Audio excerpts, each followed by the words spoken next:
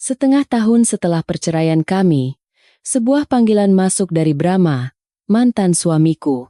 Ia berkata akan menikah tanggal 8 bulan depan dan sudah mengirimkan undangan untukku. Aku menjawab, aku tidak bisa datang. Aku baru saja melahirkan. 30 menit kemudian, ia menerobos masuk ke kamarku di rumah sakit dengan napas terengah-engah. Bau disinfektan yang menusuk hidung membuatku tersadar sepenuhnya. Nyeri yang datang dan pergi dari bekas luka operasi di perut bagian bawahku kembali terasa, mengingatkanku pada perjuangan hidup dan mati yang kualami semalam. Aku beringsut dengan susah payah, berusaha tidak menimbulkan suara agar tidak membangunkan makhluk mungil yang terbaring di inkubator di samping ranjang. Putraku, yang kunamai Biji sebagai nama sayangnya, anak yang ingin kunamai Arjuna Prasetyo, sedang tertidur lelap. Bayi itu lahir 2 minggu lebih awal. Kulitnya masih kemerahan dan berkerut, dan tubuhnya yang terbungkus kain bedong putih bersih tampak luar biasa kecil. Di luar jendela, langit Jakarta kelabu, dan gerimis musim hujan menetes perlahan, mengaburkan siluet gedung-gedung pencakar langit di kejauhan. Hiruk-pikuk jalanan seolah terhalang oleh kaca tebal. Di dalam kamar pemulihan ini, hanya ada keheningan yang terasa begitu sunyi. Aku berbaring menatap putraku. Perasaan bahagia yang luar biasa dan kesedihan yang mendalam datang silih berganti. Tidak ada suami, tidak ada keluarga yang mendampingiku. Hanya sahabat satu-satunya, Riana, yang sedang pulang sebentar untuk mengambil barang-barang keperluanku. Saat itulah, ponsel di atas meja berdering keras, memecah keheningan. Kuintip layarnya. 2 kata, Brahma Prasetyo, muncul dengan dingin dan tajam, seolah mengiris hatiku. Sudah 6 bulan berlalu. 6 bulan sejak kami keluar dari pengadilan agama dan memutuskan untuk menempuh jalan masing-masing. Aku ragu sejenak. Aku tidak ingin mengangkatnya, tetapi jemariku tanpa sadar meluncur ke arah tombol hijau. Mungkin, di suatu tempat di dalam hatiku, aku belum sepenuhnya bisa melepaskan kebiasaan lama. Halo, suaraku serak karena kering dan lelah.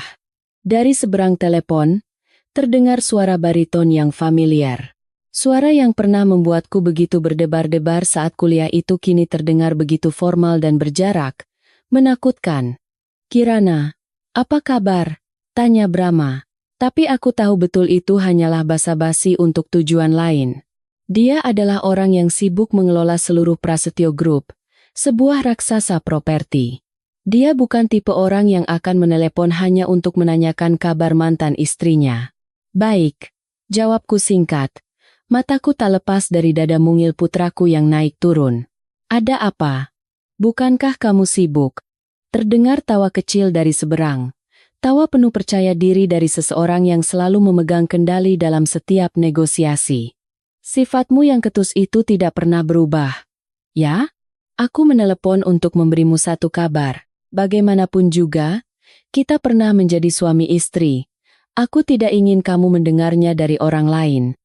Aku mencengkeram ujung selimut.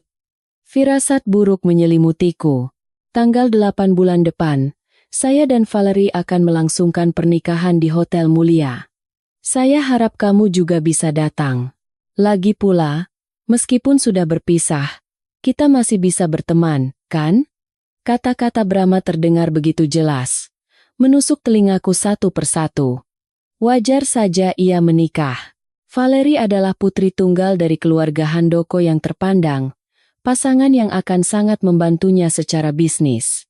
Bukankah salah satu alasan kami bercerai adalah karena aku dianggap tidak sepadan untuk berdiri di sisinya? Tapi kenapa? Kenapa sudut hatiku masih terasa sakit seolah ditusuk pisau? Rasa sakit itu bahkan lebih nyata daripada luka operasi di perutku. Dia mengundangku, mantan istrinya, untuk menyaksikan kebahagiaannya bersama wanita barunya. Hanya 6 bulan setelah perceraian kami. Kekejaman Brahma Prasetyo selalu dibungkus dengan kemasan yang sempurna, sopan, dan beradab. Apa yang ingin ia buktikan? Bahwa dirinya adalah pria berkelas, atau ia ingin memastikan bahwa aku telah sepenuhnya menjadi masa lalunya?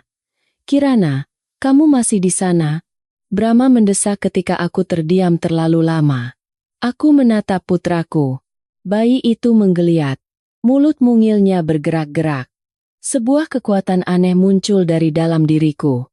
Aku bukan lagi istri yang sabar menunggunya pulang sambil menyiapkan makan malam setiap hari. Aku sekarang adalah seorang ibu. Dan ibu ini tidak akan membiarkan siapapun, bahkan ayah dari anaknya sekalipun, untuk menyakitinya lagi. Aku menjawab dengan tenang. Suaraku tidak lagi bergetar, justru terdengar jernih dan dingin. Terima kasih atas undangannya, tapi maaf, sepertinya aku tidak bisa datang. Ada urusan mendesak? Kalau karena galeri, tunda saja sehari. Nanti saya kirimkan sopir untuk menjemputmu.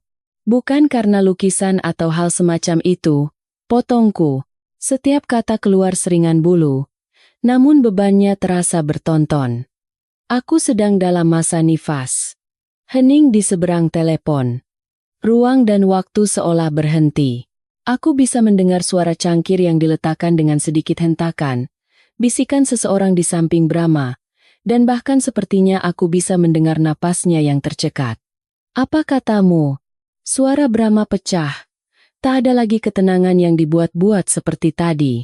Aku sedang dalam masa nifas. Semalam aku melahirkan putraku, operasi caesar. Jadi, tidak apa-apa kan kalau aku absen di hari bahagiamu? Aku tidak menunggu jawabannya. Aku tidak ingin mendengar penjelasan atau alasan apapun. Dengan tegas, jariku menekan tombol merah untuk mengakhiri panggilan. Layar menjadi hitam. Kulemparkan ponsel itu ke atas kasur. Rasanya seperti baru saja meletakkan batu besar yang selama berbulan-bulan menekan dadaku. Biji mulai merengek. Sambil menahan nyeri di lukaku, aku bangkit dan menepuk-nepuknya pelan. Shh, anak pintar. Ibu di sini. Cukup kita berdua saja. Kita tidak butuh siapa-siapa. Air mata panas mengalir di pipiku. Aku baru saja memenangkan percakapan tadi. Tapi kenapa hatiku terasa begitu hampa? Aku tahu bahwa kata-kata yang baru saja kuucapkan bukan sekadar penolakan, melainkan sebuah pemicu, mengenal sifat Brahma. Dia tidak akan pernah membiarkan masalah ini begitu saja. Kedamaian yang rapuh ini akan segera berakhir. 30 menit. Itulah waktu yang dibutuhkan sejak aku menutup telepon hingga pintu kamarku dibuka dengan kasar. Saat itu aku sedang sibuk menyiapkan susu formula untuk bayiku. Suara pintu kayu yang berat menghantam dinding dengan keras membuat Biji, yang tadinya tertidur pulas, menangis sejadi-jadinya.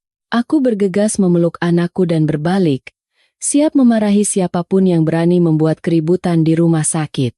Namun, saat aku melihat orang itu adalah Brahma, kata-kata kasar yang sudah di ujung lidahku tertelan kembali.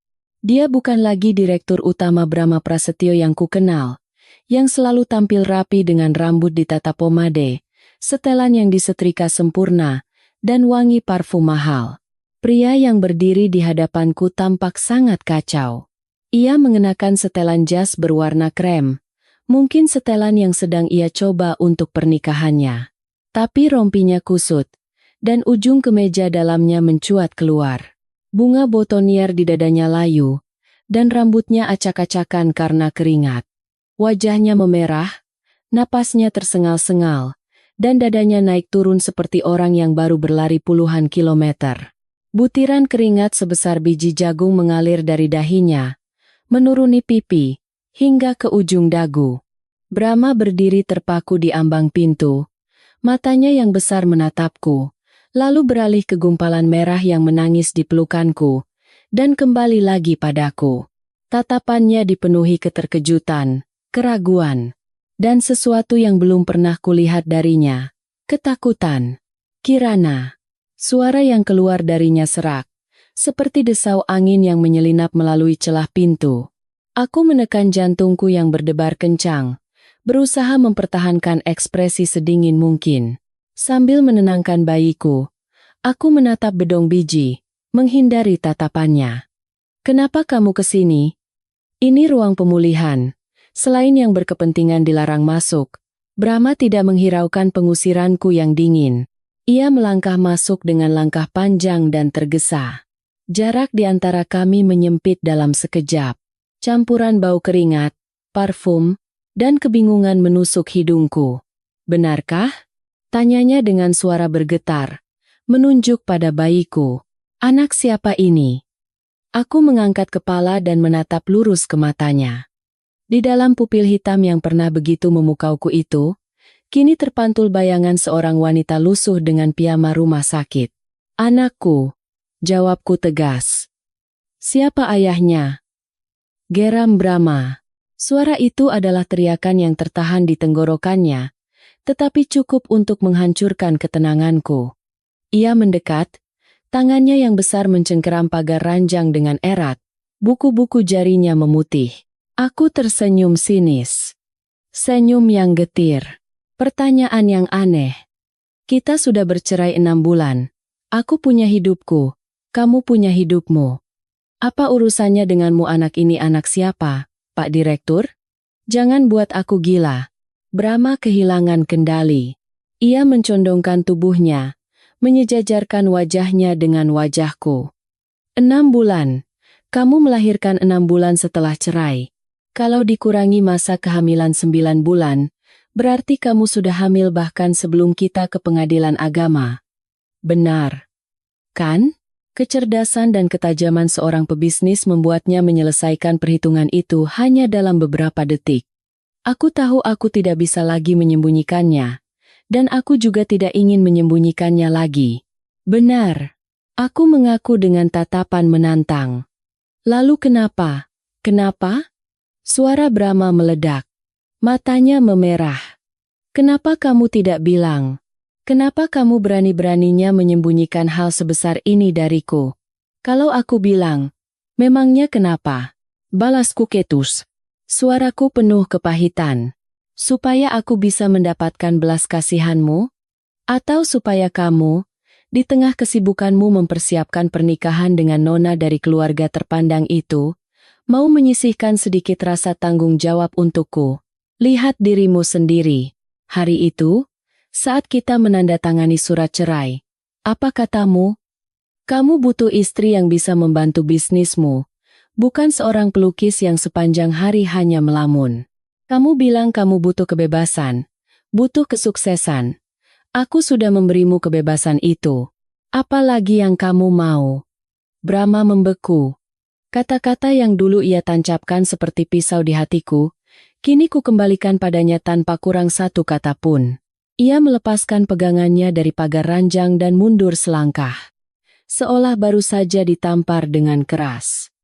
Biji di pelukanku masih menangis. Tangisannya memecah ketegangan yang menyesakan. Brahma seolah tersadar dan menatap bayi itu lekat-lekat. Tatapannya goyah. Biar kulihat bayinya, bisiknya. Suaranya tiba-tiba menjadi aneh, tanpa tenaga. Tidak. Aku memeluk anakku lebih erat. Naluri keibuanku bangkit dengan kuat. Pulanglah. Tunanganmu menunggumu. Biar kulihat bayinya. Teriak Brahma tiba-tiba, menerjang untuk merebut anakku. Jangan sentuh. Jeritku sambil meringkuk untuk melindungi bayiku. Tepat pada saat itu, pintu kamar kembali terbuka. Seorang perawat jaga masuk dengan ekspresi tegas. Bapak, mohon tenang. Ini rumah sakit, bukan pasar. Maaf, Bapak siapa ya? Pasien baru saja operasi. Mohon segera keluar. Brahma berhenti di tempatnya. Tangannya menggantung di udara. Ia menatapku, bayiku, lalu perawat itu. Tatapan matanya yang membara bahkan membuat perawat itu mundur sedikit. Namun, ia tidak lagi mengamuk. Brahma perlahan menurunkan tangannya dan merapikan rompinya yang kusut. Ia mengambil napas dalam-dalam, berusaha mengembalikan ketenangannya, tetapi kedua tangannya masih gemetar tanpa henti. Saya ayah dari bayi ini, katanya kepada perawat. Suaranya dingin, tetapi setiap katanya penuh penekanan. Lalu ia berbalik ke arahku. Tatapannya menjadi gelap seperti langit sebelum badai. Kamu pikir kamu bisa membohongiku seumur hidup? Kamu salah, Kirana. Kesalahan terbesarmu adalah berpikir kamu bisa merampas hak Brahma Prasetyo untuk menjadi seorang ayah. Setelah mengucapkan kata-kata itu, ia berbalik dan keluar dari kamar. Yang tertinggal hanyalah kekosongan yang dingin dan rasa cemas yang mulai tumbuh tak terkendali di dalam hatiku. Aku punya firasat. Badai yang sesungguhnya baru saja akan dimulai. Setelah Brahma pergi, aku duduk termangu di ranjang. Seluruh tubuhku gemetar. Biji sudah berhenti menangis dan tertidur pulas di pelukan ibunya. Tangannya yang mungil menggenggam jari kelingkingku erat, seolah mencari perlindungan. Aku menatap putraku dan kembali menangis. Kupikir aku sudah siap menghadapi hari ini, tapi aku tidak menyangka akan datang secepat dan sekeras ini.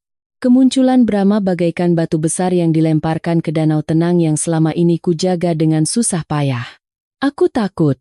Ketakutan seorang ibu yang tak berdaya di hadapan kekuasaan dan uang mantan suaminya. Brahma benar. Aku telah meremehkan sifat posesifnya. Pintu terbuka lagi. Kali ini Riana.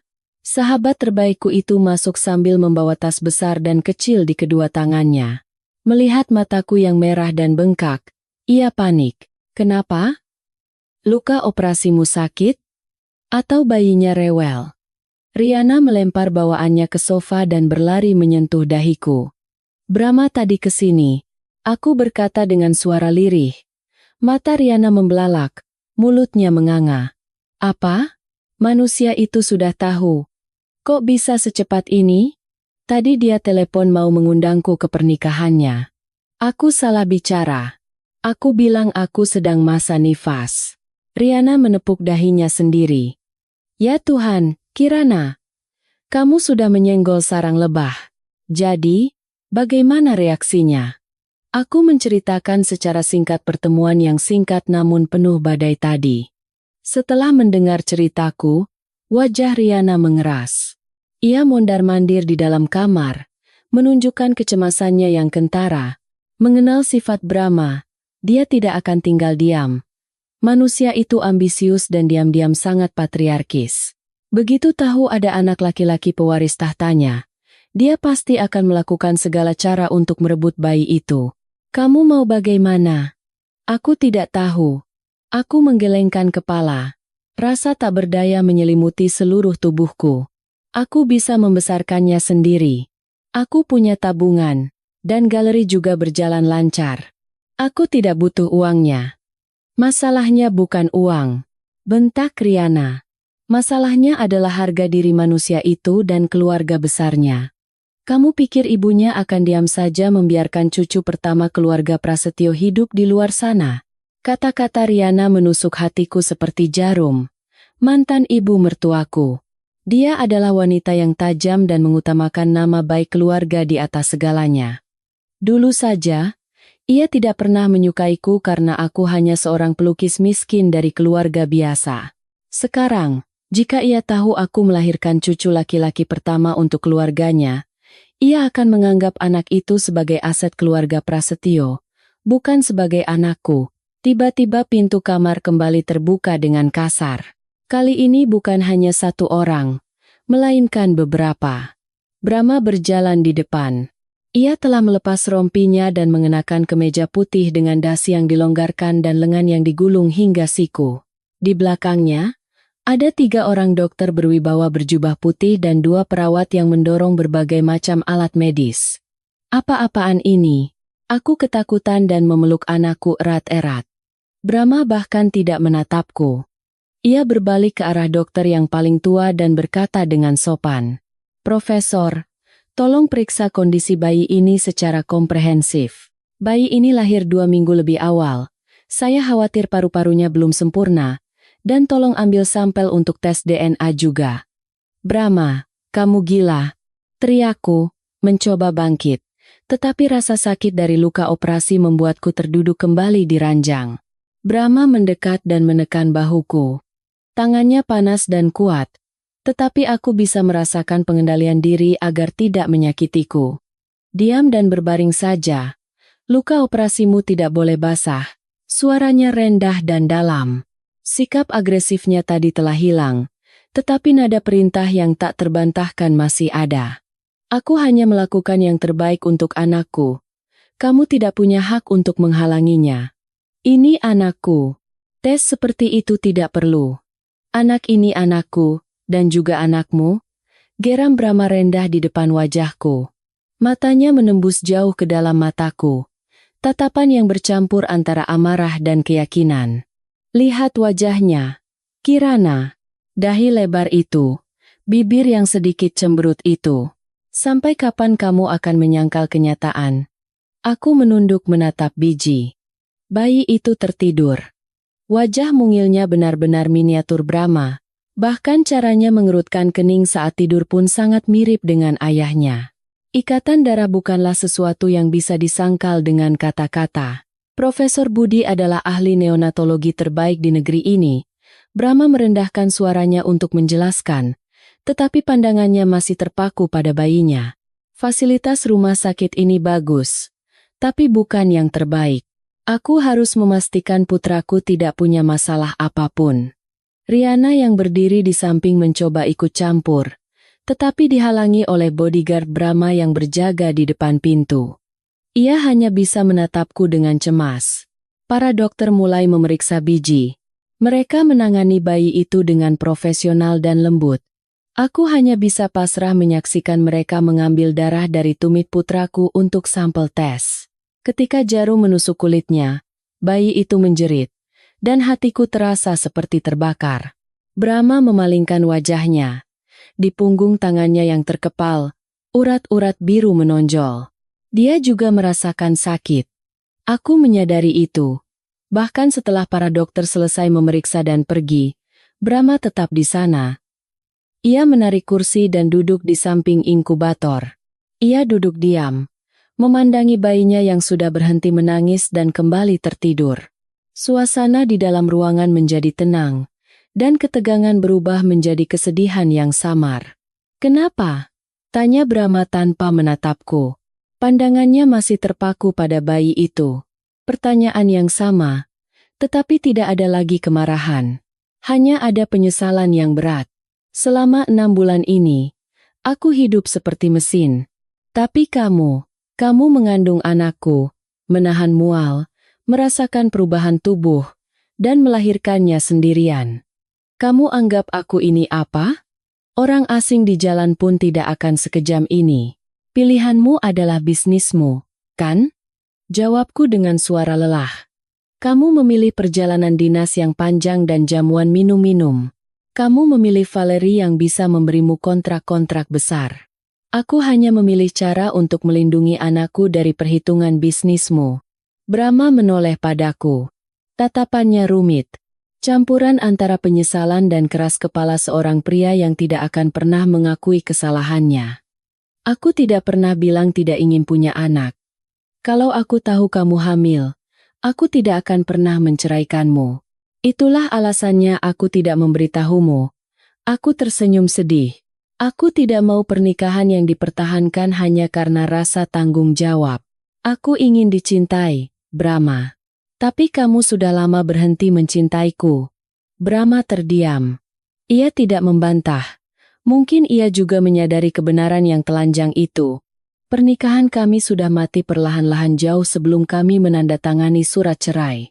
Anak ini datang terlalu terlambat untuk menyelamatkan cinta kami, tetapi terlalu cepat untuk menjadi belenggu baru. Ponsel Brahma berdering lagi. Ia melihat layarnya, mengerutkan kening, lalu mematikan panggilan itu. Tapi telepon itu berdering lagi. "Valerie, ya?" Kataku getir sambil memalingkan wajah ke arah dinding. "Tunanganmu menelepon. Pergilah, jangan membuatnya menunggu." Brahma menatap ponselnya, lalu aku dan bayinya. Ia berdiri, tetapi tidak mengangkat telepon. Ia mematikan ponselnya dan melemparkannya ke sofa. "Pernikahannya sudah kubatalkan," katanya singkat. Aku terkejut dan berbalik. "Apa? Pernikahanku dengan Valerie sudah kubatalkan." Begitu keluar dari hotel untuk ke sini, aku langsung menyuruh asistenku untuk membatalkan semuanya. Aku menatapnya. Aku tidak percaya dengan apa yang kudengar. Dia gila. Hanya karena seorang bayi yang baru lahir, ia membatalkan pernikahan dengan putri pemilik Handoko Group. "Kamu sudah gila," desisku. Mungkin. Brahma tersenyum getir. Ia mengulurkan tangannya dengan hati-hati dan menyentuh jari-jari mungil biji yang mencuat dari balik selimut. Tapi aku tidak bisa menikah dengan wanita lain sementara putraku terbaring di sini. Tindakannya yang canggung, sentuhan gemetar dari seorang penguasa industri properti Indonesia itu, sejenak menggoyahkan hatiku. Tapi akal sehatku segera menamparku dengan keras. Jangan percaya penyesalan yang terlambat ini. Ini bukan cinta, ini hanya rasa memiliki. Brahma tidak pulang. Ia menyuruh semua bodyguardnya keluar dan tetap duduk di sofa sempit di kamar rumah sakit. Riana, merasakan situasi yang tidak biasa, akhirnya pamit pulang untuk membuatkan bubur, sambil memberiku tatapan hati-hati. Ruangan kembali hening, tapi ini adalah keheningan yang berbeda, yang menyesakan. Aku mencoba tidur di ranjangku, tetapi tidak bisa. Bayangan pria yang duduk di seberang sana, dengan kedua tangan bertaut di dahi dan kepala tertunduk, tidak mau pergi dari benakku. Aroma parfumnya sudah banyak menguap, menyisakan bau samar tembakau. Apakah Brahma mulai merokok lagi? Dulu, saat kami masih saling mencintai, aku memaksanya berhenti. Ia berjanji, dan ia menepatinya. Tetapi setelah menjabat sebagai direktur utama, tekanan pekerjaan telah mengubahnya terlalu banyak. Kenangan melintas seperti film yang diputar lambat. Kami bertemu di kampus. Dia mahasiswa ekonomi yang sedang ada program pertukaran di fakultasku, sedang berteduh dari hujan di bawah atap gedung studio. Aku sedang kesulitan membawa kanvas besar yang merepotkan. Dia datang menolongku, dan begitulah cinta pertama kami yang indah seperti mimpi dimulai. Sore-sore yang sederhana. Dia membawaku berkeliling dengan motor tuanya menyusuri jalanan Jakarta, dan kami makan es krim sambil berjanji suatu hari nanti akan memiliki rumah kecil kami sendiri. Kami menikah saat ia baru memulai bisnisnya. Di masa-masa sulit itu, hanya aku yang ada di sisinya. Kami berbagi sebungkus mie instan, sekeping uang logam. Aku melepaskan kesempatan beasiswa ke Prancis dan memilih menjadi sandarannya yang kokoh. Dan ia berhasil. Perusahaannya tumbuh besar. Uang mengalir seperti air. Kami pindah dari kontrakan sempit ke apartemen mewah, lalu ke sebuah penthouse dengan pemandangan cakrawala Jakarta. Tetapi jarak di antara kami sebagai suami istri juga semakin jauh seiring dengan saldo di rekening bank. Makan malam yang kusiapkan seringkali mendingin menunggunya. Ada rapat hari ini, terlambat karena menjamu klien. Tidur di kantor, pesan-pesan seperti itu semakin sering datang. Aku menjadi hiasan di rumah mewah itu. Istri yang patuh yang memungkinkannya bekerja sebebas-bebasnya di luar. Puncaknya adalah pada ulang tahun pernikahan kami yang ketiga. Aku memesan 2 tiket pertunjukan orkestra di Taman Ismail Marzuki, pertunjukan yang sangat kami impikan saat masih mahasiswa. Aku berdandan cantik, mengenakan gaun sutra merah kesukaannya, dan menunggunya di lobi. 1 jam, 2 jam, 3 jam berlalu.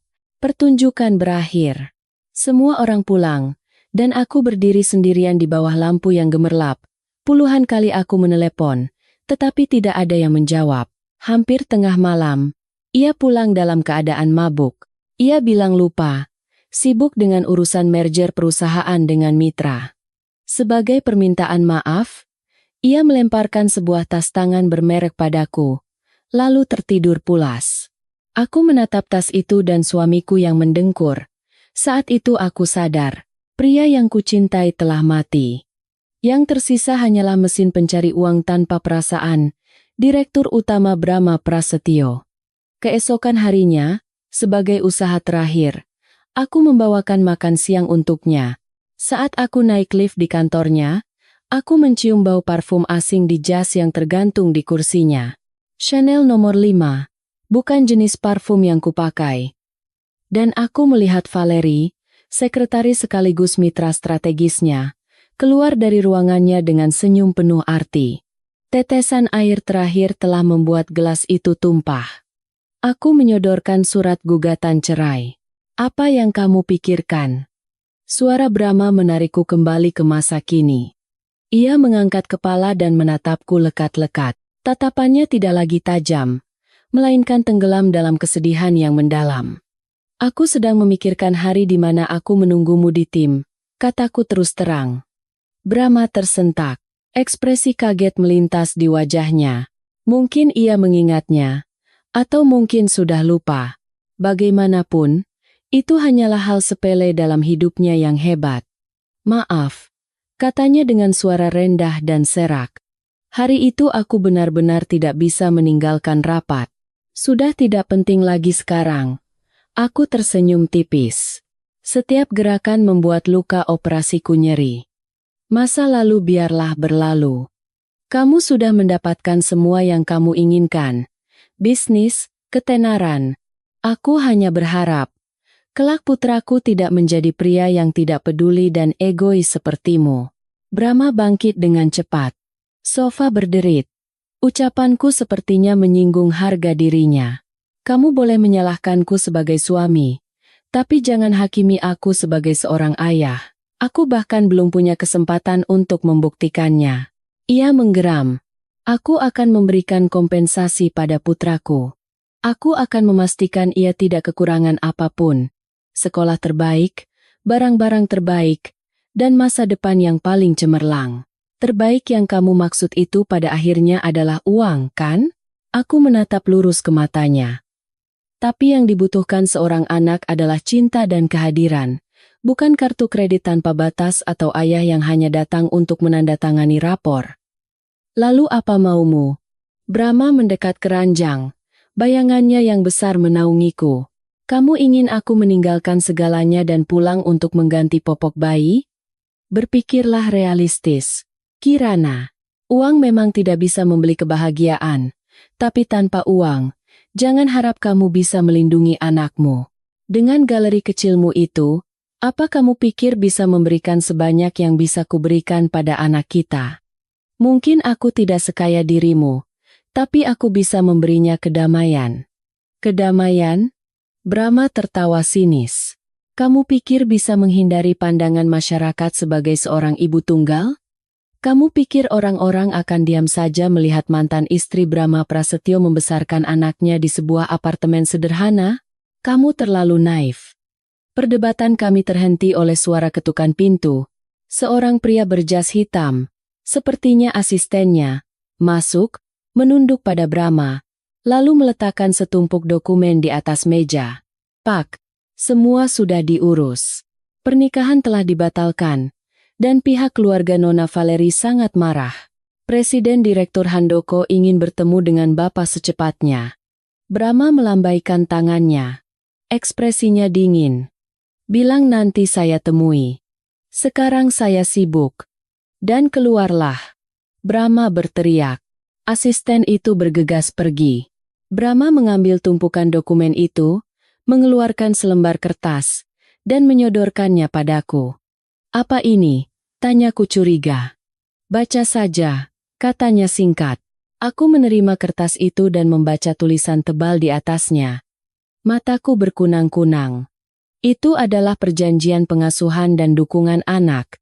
Isinya menyatakan bahwa Brahma akan menanggung semua biaya, membelikan rumah, mempekerjakan asisten rumah tangga dan dokter pribadi, dengan syarat ia berhak mengunjungi anak kapan saja. Anak itu akan menggunakan marga Prasetyo, dan namanya akan dimasukkan ke dalam silsilah keluarga. Sejak kapan kamu menyiapkan ini? Tanyaku dengan suara bergetar. Kamu baru tahu tentang anak ini beberapa jam yang lalu. Aku selalu menyiapkan rencana cadangan. Jawab Brahma enteng. Dan ini bukan untuk meminta pendapatmu. Ini pemberitahuan. Aku meremas kertas di tanganku dan melemparkannya ke wajahnya. Pergi. Aku tidak akan menandatangani apapun. Jangan pernah bermimpi untuk merebut anakku. Brahma tidak menghindar, membiarkan kertas itu mengenai dadanya dan jatuh ke lantai. Ia membungkuk, memungutnya, merapikan lipatannya, dan meletakkannya di meja samping tempat tidur. Pikirkanlah. Jangan emosi. Kondisimu masih lemah. Besok kita bicara lagi. Aku akan menempatkan bodyguard di luar. Jangan pernah berpikir untuk kabur membawa anakku. Setelah mengucapkan kata-kata itu, ia berbalik dan pergi. Yang tertinggal di belakangnya hanyalah amarah yang membuncah dan ketakutan akan sangkar emas yang perlahan-lahan menutupiku. Aku berbaring tak bergerak di ranjang. Gema dingin dari pintu yang ditutup Brahma masih terngiang di telingaku. Kamar yang luas itu terasa sesak oleh keheningan yang menekan. Aku menoleh untuk melihat putraku. Biji masih tertidur lelap. Napasnya yang teratur dan bibir mungilnya yang sesekali bergerak seolah sedang menyusu dalam mimpi. Melihat putraku, tekad yang kuat muncul di hatiku, bersamaan dengan rasa pedih. Aku tidak bisa membiarkan Brahma mengendalikan hidupku dan hidup anakku lagi. Tengah malam, Brahma kembali. Ia sudah berganti pakaian. Kemeja biru tua yang disetrika rapi, menonjolkan auranya yang berwibawa. Tapi lingkaran hitam di bawah matanya menunjukkan kelelahan yang coba ia sembunyikan. Tanpa sepatah kata pun, ia menarik kursi, duduk di sudut ruangan, membuka laptopnya, dan mulai bekerja. Cahaya biru dari layar menyinari wajahnya yang tegas, menciptakan bayangan tajam. Keesokan paginya, saat cahaya matahari musim hujan yang pucat mulai menyelinap melalui celah tirai, Brahma menutup laptopnya. Ia mendekatiku. Di tangannya ada sebuah kartu hitam yang di kalangan kelas atas dikenal sebagai kartu sakti yang bisa membeli segalanya. "Ambil ini," kata Brahma. Suaranya datar seolah sedang memberikan selembar tisu. Kartu tanpa batas. "Apapun yang kamu atau anak kita butuhkan, pakai ini saja. Pinnya tanggal ulang tahunmu." Aku menatap kartu hitam berkilauan itu, lalu matanya, keyakinan di matanya membuatku merasa terhina. Ia masih berpikir semua masalah bisa diselesaikan dengan uang.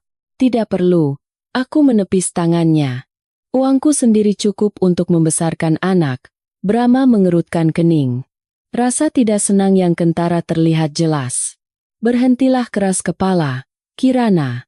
Dengan uang receh dari hasil penjualan lukisanmu, apa kamu pikir bisa memberikan kehidupan terbaik untuk anak kita? Susu formula impor, popok organik, dokter pribadi, dan nantinya sekolah internasional. Kamu mau bayar pakai apa?"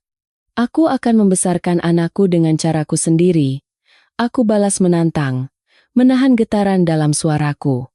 "Yang paling mahal belum tentu yang terbaik. Banyak anak di dunia ini yang tumbuh sehat tanpa kartu hitammu itu." Brahma tertawa sinis. Senyum yang penuh ejekan. "Jadi, kamu mau membiarkan putra Brahma Prasetyo hidup biasa-biasa saja dan kekurangan? Aku tidak akan pernah mengizinkannya. Putraku harus mendapatkan yang terbaik di dunia." "Dengan hak apa?" teriakku. Kemarahan meledak, bahkan membuatku lupa pada rasa sakit. "Dengan hak apa kamu menentukan hidupnya? Karena kamu ayahnya. Lalu di mana kamu selama 9 bulan terakhir? Saat aku mual setengah mati, di mana kamu? Saat aku sendirian menembus hujan badai naik taksi ke rumah sakit, di mana kamu? Saat aku harus menandatangani surat persetujuan operasi sendirian dalam kesakitan yang luar biasa, di mana kamu, Brahma Prasetyo?" Aku terengah-engah. Air mata mengalir tak terbendung. Semua kekecewaan yang selama ini terpendam tumpah ruah seperti bendungan yang jebol. "Jangan bicara hak padaku. Kamu sudah melepaskan hak itu sendiri. Sejak saat kamu memilih rapat, perjalanan dinas, dan wanita itu daripada keluarga ini." Brahma berdiri membeku. Tangan yang memegang kartu itu jatuh lemas. Tuduhanku adalah belati tajam yang menembus jantungnya. Ia tidak bisa membantah. Karena semuanya adalah kebenaran. Kebenaran telanjang dan kejam yang selama ini coba ia abaikan. Ia menatapku. Tatapannya bergetar hebat. Di dalamnya, aku melihat rasa sakit, penyesalan, dan ketidakberdayaan. Aku melihat pria sombong itu untuk pertama kalinya menundukkan kepalanya. "Aku salah," kata Brahma. Suaranya rendah dan serak. "Aku tidak bisa memutar waktu dan memperbaiki kesalahan itu. Tapi aku ingin menebusnya, untuk masa kini dan masa depan. Beri aku kesempatan." Bukan untukku, tapi untuk anak kita. Ia meletakkan kartu itu di meja samping tempat tidur, di sebelah vas mawar merah yang sepertinya baru saja diletakkan seseorang. Uang ini untuk anak kita. Kamu mau pakai atau tidak? Itu terserahmu. Tapi jangan menolaknya hanya karena kamu membenciku. Pikirkanlah anak kita. Setelah mengatakan itu, Brahma berjalan ke balkon dan menyalakan sebatang rokok. Punggungnya yang kesepian tampak menonjol dengan latar belakang langit yang kelabu. Aku menatapnya. Dadaku terasa berat. Aku tahu sebagian kata-katanya benar. Aku bisa membenci dan menyalahkannya. Tapi aku tidak punya hak untuk merampas hal-hal baik yang seharusnya didapatkan putraku. Namun, menerima bantuannya berarti mengizinkannya masuk ke dalam kehidupan kami. Berarti menerima kendalinya yang selama ini ingin sekali kulepaskan. Pada hari kedua, keheningan rumah sakit pecah oleh invasi besar-besaran. Aku terbangun dari tidurku yang tidak nyenyak karena suara berisik dari koridor. Saat membuka mata, aku terkejut melihat sekelompok orang memindahkan berbagai macam barang ke dalam kamarku. Kotak-kotak besar dan kecil dengan merek luar negeri menumpuk di sudut ruangan. Sterilizer botol susu terbaru, pembersih udara, ayunan bayi otomatis, dan banyak barang lain yang bahkan aku tidak tahu namanya. Brahma berdiri di tengah ruangan, memegang tablet dan mengarahkan para pekerja untuk menata barang. Ia lebih terlihat seperti seorang panglima yang memimpin pasukan daripada seorang ayah yang merawat anaknya. Hati-hati, itu barang pecah belah. Brahma menegur seorang pekerja yang sedang memindahkan pemanas ruangan. Kamu mau mengubah kamar ini jadi gudang? Tanyaku sambil mengerutkan kening. Brahma menoleh padaku. Ekspresinya puas. Aku hanya membawa yang paling penting. Rumah sakit ini terlalu banyak kekurangannya. Aku tidak tenang. Kekurangan? Aku tertawa sinis.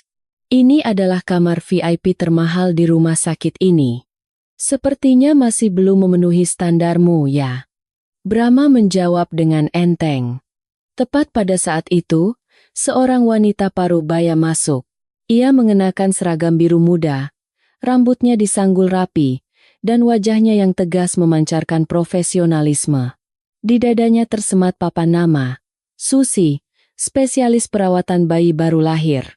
Selamat pagi, Bu Kirana. Saya Susi, dipekerjakan oleh Pak Brahma untuk merawat tuan muda, kata Ibu Susi sambil menunduk hormat padaku. Suaranya terprogram, akurat, dan mekanis. Aku menatap Brahma dengan bingung. Ia segera menjelaskan. Ini Ibu Susi. Beliau suster bayi profesional. Sudah 20 tahun berpengalaman merawat bayi baru lahir di rumah sakit internasional. Mulai sekarang, beliau akan membantumu merawat bayi. Aku tidak mau anakku diurus orang asing. Aku langsung menolak. Rasa keibuan membuatku waspada terhadap siapapun yang mendekati anakku. Kondisimu masih lemah setelah operasi. Kamu tidak bisa begadang merawat bayi, kata Brahma tegas. Ibu Susi akan memandikan, menyusui, dan memijat bayi. Kamu cukup istirahat dan pulih saja. Ibu Susi tidak menunggu persetujuanku. Ia mendekati boks bayi, dengan cekatan memeriksa suhu ruangan, merapikan selimut biji, lalu berkata padaku, sudah waktunya tuan muda makan. Apakah ibu sudah memompa ASI? Atau saya siapkan susu formula? Panggilannya, tuan muda, membuatku merinding. Anakku baru berumur 2 hari, tetapi sudah dipanggil dengan sebutan yang terasa begitu berjarak. Aku akan menyusuinya sendiri, kataku ketus, mencoba bangkit untuk menggendong anakku. Kondisi ibu yang masih dalam pengaruh antibiotik mungkin membuat ASI bukan pilihan terbaik saat ini. Ibu Susi menghentikanku dengan lembut tapi tegas. Pak Brahma sudah menyiapkan susu formula terbaik dari Jepang. Sangat cocok untuk bayi prematur. Aku menatap Brahma, mencari bantuan, tetapi ia hanya mengangguk setuju dengan ucapan Ibu Susi. Ikuti saja, kata beliau. Beliau ahlinya. Rasa tak berdaya menyelimutiku. Aku merasa aku sebagai seorang ibu sedang dirampas di depan mataku sendiri. Mereka menyingkirkanku dengan dalih memberikan yang terbaik untuk anakku. Apakah aku hanya mesin untuk melahirkan?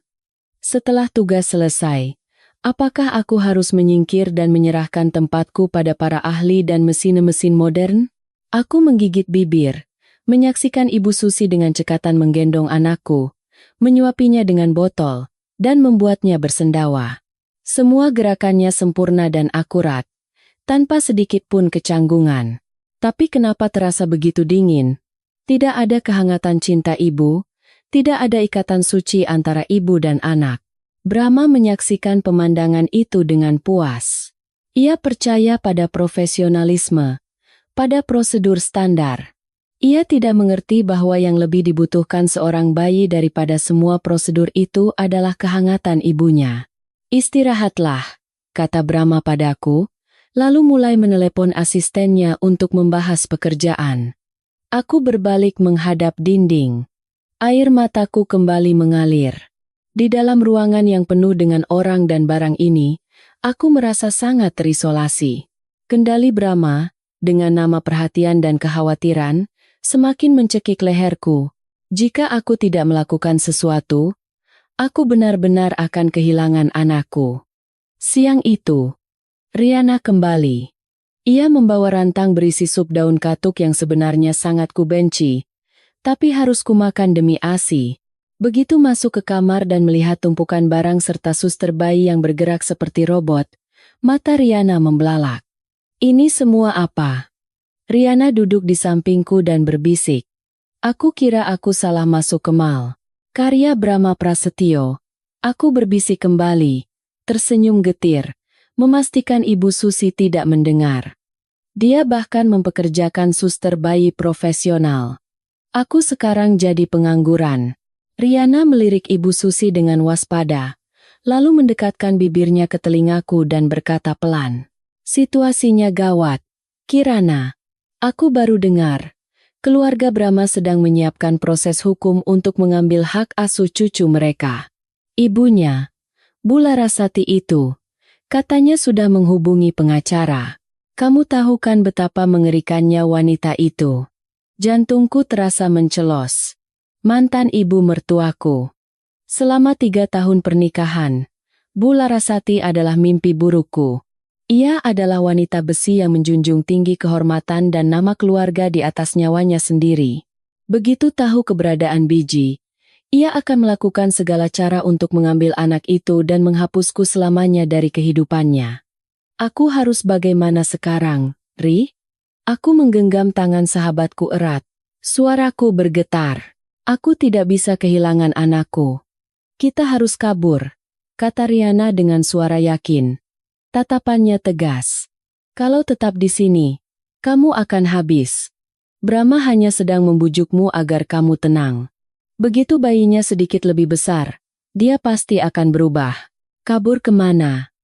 Brahma punya mata dan telinga di mana-mana. Ke puncak, kata Riana cepat. Ada villa milik bibi jauhku di sana. Letaknya di tengah hutan pinus. Tidak mudah terlihat orang. Aku pegang kuncinya. Untuk sementara, sembunyi di sana. Begitu bayinya sedikit lebih besar, aku akan siapkan dokumen untuk membawamu ke luar negeri atau ke tempat yang sangat jauh. Tapi kesehatan bayi, dia kan prematur. Aku menatap biji yang tertidur di box dengan cemas. Tenang saja. Aku sudah bertanya pada temanku yang dokter. Asal dihangatkan dengan baik dan dibawa dengan mobil secara hati-hati, tidak apa-apa. Yang penting, kita harus pergi sekarang. Sebelum hasil tes DNA keluar secara resmi dan Bu Larasati mulai ikut campur. Aku ragu. Rencana ini terlalu berisiko. Aku baru saja operasi, dan bayiku masih merah. Tetapi, melihat Brahma yang sedang menelepon di balkon, melihat suster bayi yang dingin itu, ketakutan akan kehilangan anakku mengalahkan segalanya. Aku lebih baik menderita bersama anakku daripada melihatnya menjadi replika ayahnya yang tanpa perasaan di dalam sangkar emas yang munafik itu. Kapan? Tanyaku dengan tatapan mantap. Lusa subuh. Hitung Riana. Tadi aku sempat dengar Brahma menelepon. Lusa pagi ada RUPS yang sangat penting dan dia tidak mungkin absen. Dia akan berangkat pagi-pagi dari rumah sakit. Saat itu aku akan menunggu dengan mobil di pintu belakang. Urusan Ibu Susi, serahkan padaku. Riana mengedipkan mata dengan nakal. Nanti kopinya kucampur obat pencahar, atau kualihkan perhatiannya dengan alasan lain. Kamu cukup bersiap saja. Kami membahas beberapa detail lagi, berusaha terlihat sesantai mungkin. Brahma masuk dan melihat kami berbisik-bisik, lalu bertanya dengan curiga. Kalian sedang merencanakan apa? Lagi menggosipkanmu, puas? Ketus Riana sambil berdiri dan menepuk-nepuk bajunya. Kalau begitu aku pamit dulu. Tidak baik mengganggu waktu berkualitas keluarga teladan ini. Setelah Riana pergi, aku berbaring di ranjang. Jantungku berdebar kencang di dalam dada. Rencana pelarian sudah dimulai. Ini adalah pertaruhan terbesar dalam hidupku. Jika berhasil, aku akan mendapatkan kebebasan. Jika gagal, aku tidak berani membayangkan akibatnya. 2 hari berikutnya berlalu dalam ketegangan yang luar biasa di balik penampilan yang tenang. Brahma menghabiskan sebagian besar waktunya di rumah sakit. Ia membawa laptopnya dan bekerja dari kamar. Sesekali mengangkat kepala untuk menatap kami. Ia mulai berlatih menjadi seorang ayah. Meskipun Ibu Susi yang mengerjakan segalanya, Brahma berusaha untuk ikut serta dalam hal-hal kecil. Ia belajar menggendong bayi dengan canggung.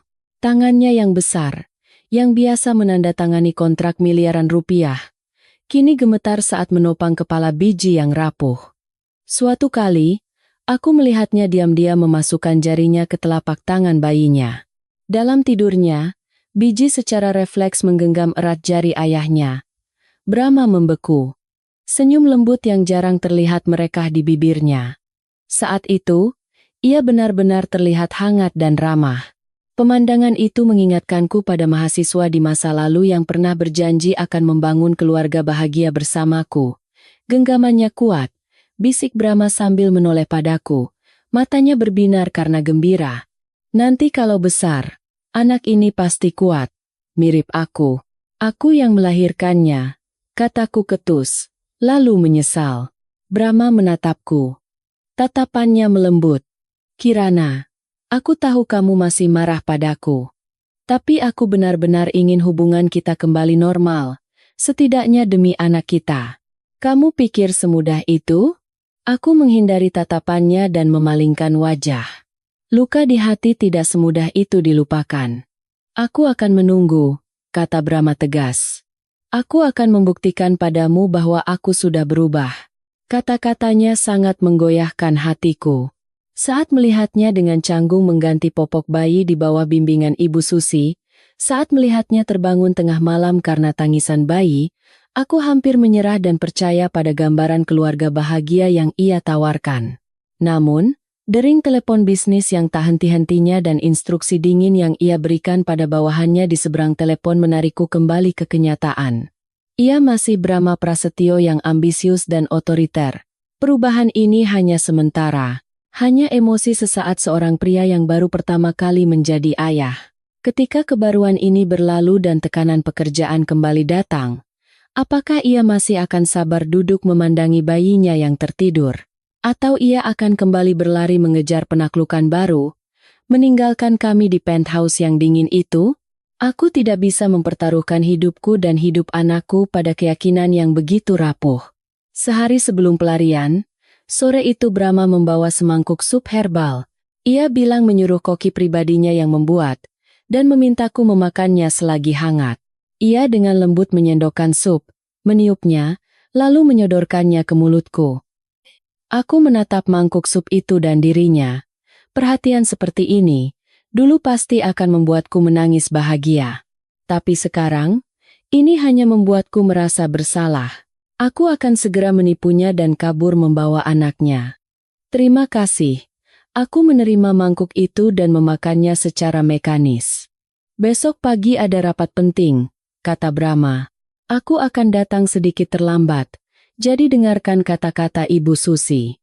Kalau butuh apa-apa, telepon saja. Iya.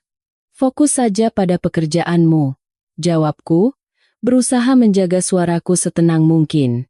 Brahma membungkuk, mencium kening bayinya dengan ringan, dan setelah ragu sejenak, ia juga mencium rambutku sekilas.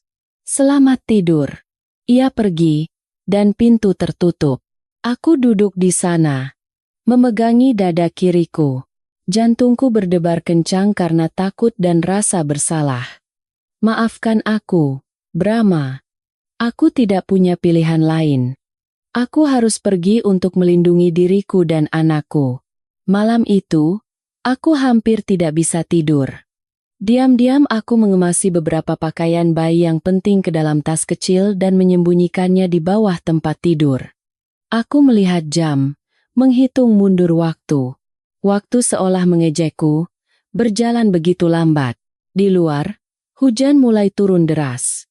Suara hujan yang menghantam kaca jendela terdengar seperti isak tangis hatiku. Besok, badai yang sesungguhnya akan datang. Pukul 7 pagi. Sinar matahari pagi yang kelabu dan basah memenuhi kamar rumah sakit. Aku bangun sangat pagi dan mengenakan pakaian hangat. Di luar, aku memakai jaket tebal untuk menutupi tubuhku yang masih lemah pasca melahirkan. Biji juga terbungkus hangat dalam 2 lapis selimut tebal. Hanya hidung mungilnya yang terlihat bergerak-gerak.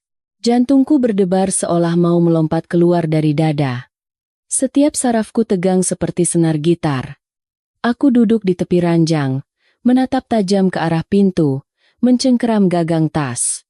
Sesuai rencana, Brahma berangkat sebelum pukul 6 agar tidak terlambat untuk RUPS. Ia buru-buru mencium kening bayinya, lalu langsung pergi, sama sekali tidak curiga dengan keheninganku yang tidak biasa. Satu-satunya masalah yang tersisa adalah Ibu Susi. Ia sedang menyiapkan susu formula di sudut ruangan. Subuh tadi, Riana diam-diam telah mencampurkan sedikit obat pencahar ke dalam es latte kesukaannya. Aku berdoa dengan sungguh-sungguh agar obatnya bekerja tepat waktu. Bu Kirana, susu tuan muda sudah siap. Ibu Susi berbalik sambil membawa botol susu. Wajahnya sedikit meringis. Letakkan saja di sana. Nanti saya yang berikan, kataku, berusaha menjaga suaraku setenang mungkin. Tolong jaga bayi sebentar. Saya mau ke toilet. Ibu Susi mengangguk, tetapi tiba-tiba ia memegangi perutnya dan wajahnya berubah pucat. Aduh, perut saya. Rasa sakit itu datang begitu cepat dan hebat, membuatnya meletakkan botol susu di meja dan berlari ke kamar mandi, bahkan sebelum menyelesaikan kalimatnya. Terdengar suara kunci pintu diklik. Inilah kesempatannya. Tanpa ragu, aku bangkit, mengambil tas, dan menggendong biji. Tanpa menoleh lagi pada barang-barang mahal yang dibeli Brahma, aku berlari keluar kamar secepat anak panah. Semua itu hanyalah ilusi. Yang kubutuhkan adalah kebebasan.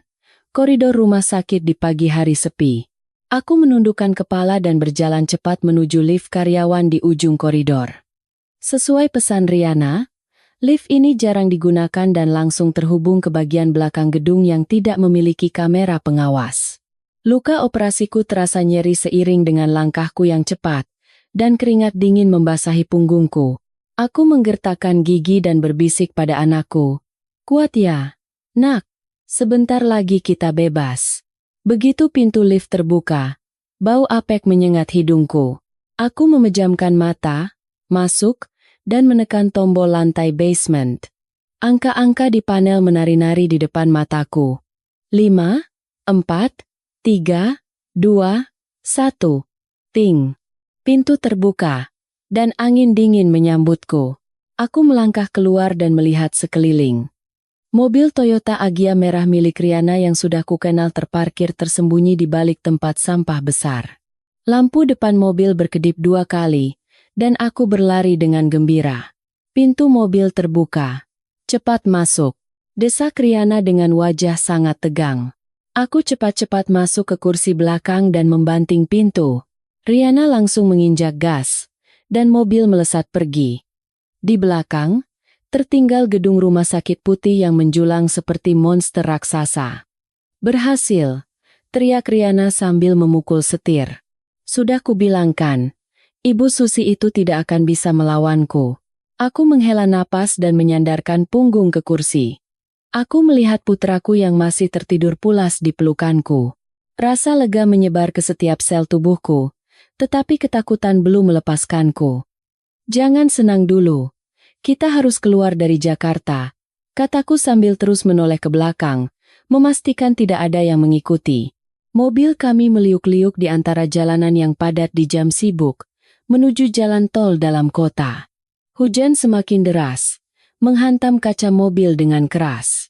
Wiper bergerak tanpa henti, membersihkan jejak air yang buram, seolah aku sedang berusaha menghapus masa laluku yang menyakitkan.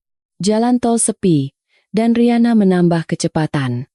Jarum speedometer menunjuk ke angka 80, lalu 90 km/jam. Gedung-gedung tinggi perlahan menjauh di belakang, digantikan oleh pemandangan pinggiran kota yang kelabu di tengah hujan. Kita lewat tol Jagorawi, lalu keluar arah puncak, kata Riana, matanya terpaku ke jalan. Mungkin sekitar 2 jam lagi kita sampai. Tenang saja. Tidurlah. Bagaimana aku bisa tidur? Aku melihat jam. Pukul 8,15.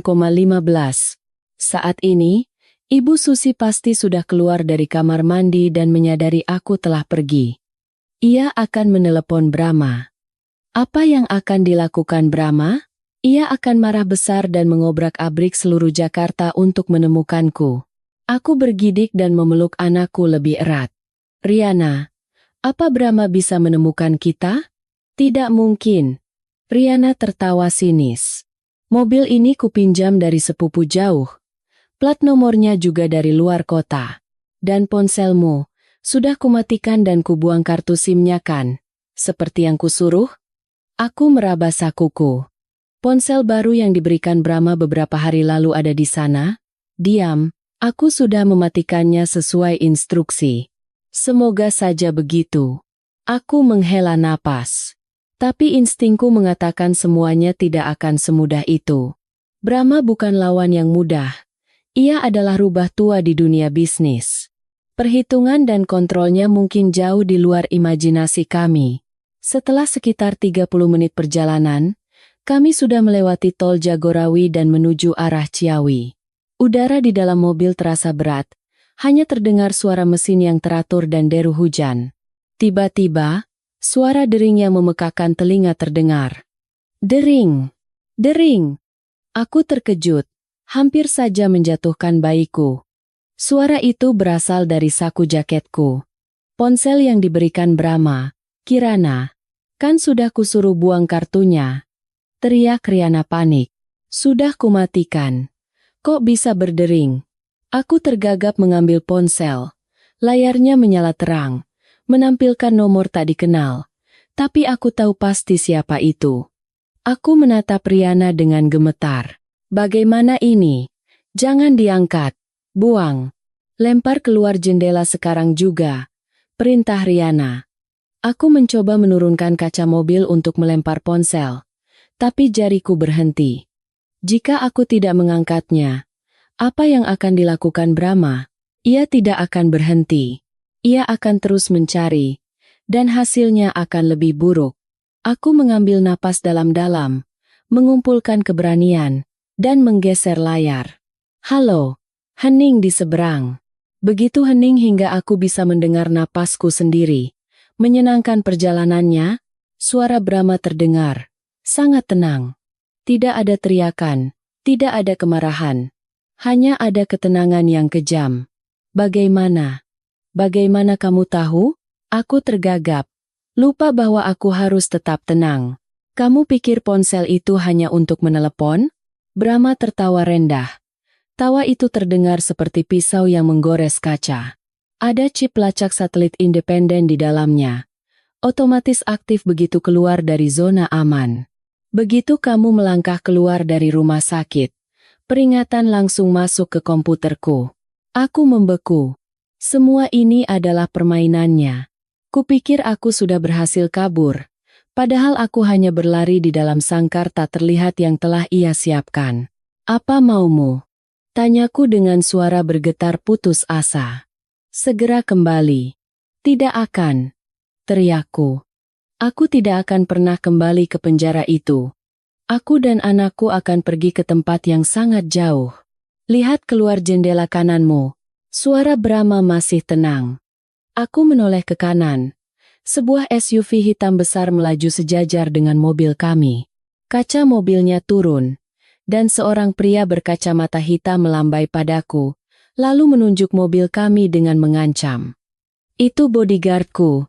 Mereka sudah mengikutimu sejak kamu masuk tol. Dasar manusia licik.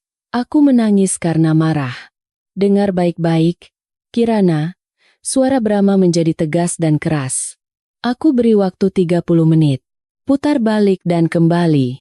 Jika tidak, bukan hanya kamu yang akan kujemput paksa, tapi sahabat baikmu itu juga akan kubuat menyesal seumur hidupnya. Apa yang akan kamu lakukan pada Riana? Tanyaku ketakutan. Perusahaan desain interior Riana kan sedang menangani proyek Blue Resort milik grup kita? Itu kontrak terbesar yang pernah ia dapatkan. Hasil kerja kerasnya bertahun-tahun. Dengan satu telepon dariku, kontrak itu bisa langsung batal. Perusahaannya akan masuk daftar hitam asosiasi properti, dan ia tidak akan pernah bisa mendapatkan proyek apapun lagi di Jakarta ini. Kamu mau melihat sahabatmu bangkrut dan terlilit utang karenamu? Ancaman Brahma bagaikan petir di siang bolong. Aku tahu ia adalah orang yang bisa melakukan apa yang ia katakan. Dengan kekuasaan Brahma, menghancurkan perusahaan kecil Riana lebih mudah daripada membalikkan telapak tangan. Jangan Brahma. Tolong jangan libatkan orang lain dalam urusan kita. Aku memohon. Air mataku menetes di wajah bayiku. Keputusan ada di tanganmu. Kembali. Atau saksikan sahabatmu kehilangan segalanya. Waktu 30 menitmu dimulai sekarang. Tut, tut, tut. Bunyi panjang menandakan panggilan telah berakhir. Aku duduk mematung dengan ponsel yang masih panas di tanganku. Seluruh duniaku terasa runtuh. Udara di dalam mobil terasa sangat menyesakan. Riana masih mengemudi, tapi tangannya mencengkeram setir begitu erat hingga memutih. Ia juga mendengar semuanya melalui speakerphone. Jangan dengarkan dia. Teriak Riana dengan suara pecah karena amarah. Dia hanya menggertak. Aku tidak butuh kontrak itu. Aku bisa mulai dari awal lagi. Asalkan kamu bisa bebas darinya. Aku menatap Riana. Wajah sahabatku yang tegar namun penuh kekhawatiran. Aku tahu Riana tulus. Ia siap berkorban untukku. Tapi apakah aku punya hak untuk menerima pengorbanan itu? Bertahun-tahun Riana berjuang keras dengan darah dan keringat untuk mencapai posisinya sekarang. Keluarganya juga bergantung pada perusahaan itu. Jika ia kehilangan segalanya karenaku, aku akan hidup dalam rasa bersalah seumur hidup. Tidak, Ri. Aku menggeleng, menyeka air mata. Aku tidak bisa seegois itu. Kamu benar-benar mau kembali? Riana menoleh padaku dengan tatapan tak percaya. Kamu gila? Kalau kembali, anakmu akan direbut. Tidak ada cara lain, kataku dengan suara tercekat. Brahma sudah memegang kelemahanku. Ia tahu aku tidak tegaan. Ia menggunakanmu untuk menekanku. Aku kalah. Putar balik, Ri, kataku tegas, dengan perasaan seperti memuntahkan darah. Kumohon. Riana menggigit bibirnya hingga nyaris berdarah. Ia memukul setir dengan keras dan berteriak frustrasi. Argat. Mobil sempat oleng sejenak, lalu melambat. Riana menepikan mobil di bahu jalan dan menyalakan lampu hazard. Ia menundukkan kepalanya ke setir, bahunya berguncang. Aku tahu ia sedang menangis. Menangisi kesedihanku dan ketidakberdayaannya di hadapan kekuasaan. Aku mengulurkan tangan dan mengusap bahu sahabatku dengan lembut. Terima kasih Ri, sudah mempertaruhkan segalanya untukku. Tapi pertarungan ini adalah milikku. Aku harus menghadapinya sendiri. Riana mengangkat kepala. Matanya merah padam. Kirana, maafkan aku tidak becus. Bukan. Kamu adalah sahabat terbaik di dunia. Riana mengambil napas dalam-dalam, menyeka air matanya, lalu memutar setir untuk putar balik. Toyota Agya kecil itu kembali menyusuri jalan yang sama dengan sedih. kembali menuju sangkar yang menungguku di pusat kota Jakarta. Dalam perjalanan kembali, aku memeluk anakku dan menatap keluar jendela. Hujan belum berhenti. Langit kelabu seolah mencerminkan hatiku yang suram. Aku teringat masa lalu, saat aku dan Brahma masih mahasiswa miskin. Saat itu ia memberiku sebuah kalung perak murah berbentuk bulan sabit. Nanti kalau sudah kaya, akan kubelikan semua bintang untukmu. Tapi sekarang, aku hanya punya bulan ini. Dia akan menerangimu di saat paling gelap.